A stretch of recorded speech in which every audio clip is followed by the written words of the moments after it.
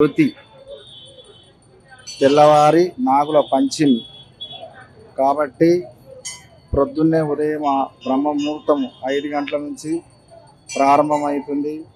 నాగేంద్ర స్వామికి సంవత్సరానికి ఒకసారి నాగుల పంచమి రోజున అభిషేకము, అర్చనలు, పాలు పోయడము, నాగదేవతను దర్శించుకోవడం వలన నాగదోషాలు ఏమన్నా పోతాయి. కాబట్టి ఆ నాగేంద్రునికి అందుకనే పూజ చేస్తారు.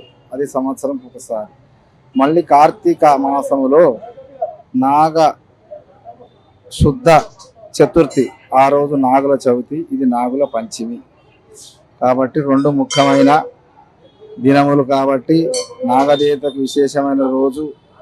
ఆ రోజు తప్పకుండా పూజలు చేస్తే ఏ దోషమున్నా, ఏ గ్రహస్థితులున్నా, ఏమున్నా తొలగిపోతాయి. నేను విలువలే సార్ వాళ్ళు చూడండి.